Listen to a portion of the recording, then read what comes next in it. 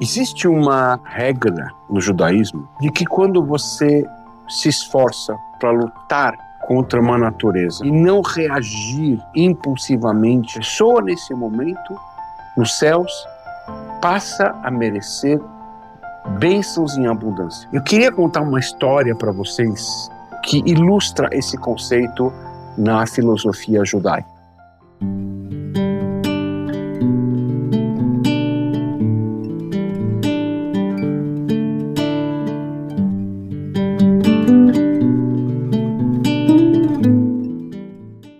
Em Nova York, morava um jovem casal. Esse casal tinha 3 filhos e o terceiro filho tinha 11 anos. Obviamente, tentando cumprir o mandamento de crescei-vos e multiplicai-vos, esse casal procurou ter mais filhos. Mas, por alguma razão, isso não acontecia. Após esse terceiro e último filho, a esposa dele não conseguia engravidar. E esse casal procurou uma série de médicos, de especialistas nessa área. E após vários exames, os médicos, todos consultados, disseram que a mulher aparentemente não tinha nenhum problema.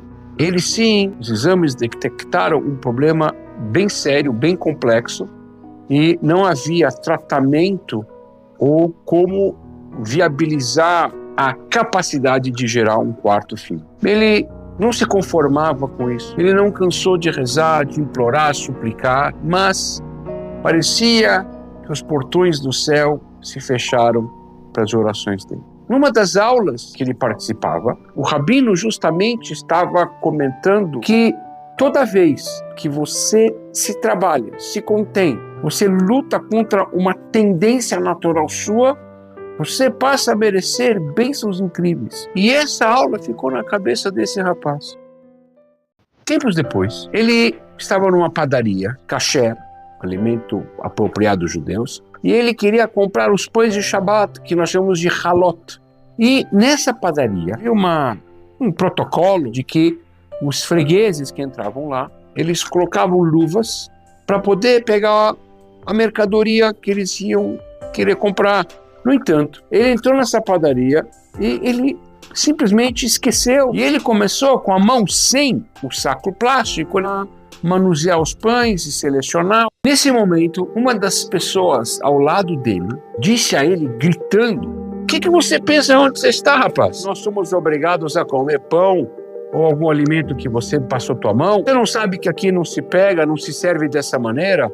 E onde está sua higiene? Onde estão seus bons modos?" A loja estava cheia. Todo mundo olhou e o mais desconcertante é que ninguém se propôs a defender o rapaz ou chamar a atenção desse agressor verbal. Olha, não é assim, toma cuidado, não ofende uma pessoa em público. Se fosse um de nós nessa situação, o que nós teríamos feito? A primeira reação natural seria reagir. Como se diz, eu não levo desaforo para casa, teria enfrentado o cara e feito-lhe escutar poucas e boas pela má educação dele com você.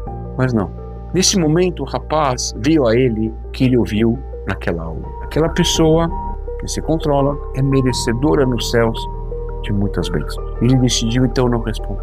Ouviu, por alguns bons minutos, foi ofendido, mas ele ficou em silêncio, quieto, cabeça abaixada e não respondeu. Sorriu para o ofensor, um Shabbat Shalom para você, tenha um bom sábado.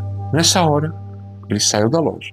Ele levantou a mão para os céus, falou: Ribono Shel Olam, dono do universo, eu cumpri o ensinamento da sua sagrada Torá.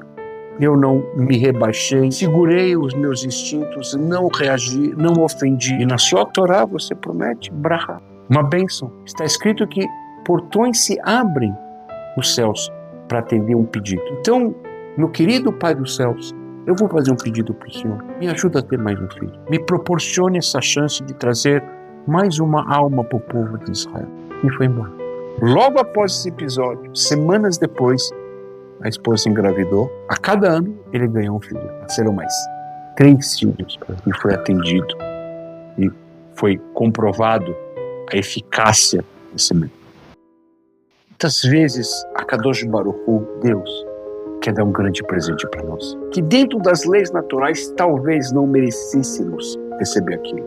Mas Hashem, Ele quer nos conceder. Muitas vezes Ele nos coloca nessas situações de teste, de provação, para saber se nós de fato trabalhamos o nosso caráter. Isso não é ser um bobo ou um otário, como se diz, é nobre. Você não se rebaixar ao nível do ofensor. Não é a natureza, não é o habitual, não é o esperado. Mas a chave desta bênção divina é a seguinte: você faz algo contra a sua natureza. E Hashem fala, já que assim você fez, eu também vou fazer para você algo acima da natureza. Enxerguemos as situações de contrariedade, muitas vezes de humilhação, como uma oportunidade, uma janela que se abre. E possamos ser nobres, possamos mostrar que somos capazes sim de enfrentar a nossa dúvida. Se você gostou da história, deixe um joinha, assine o canal e até a próxima história!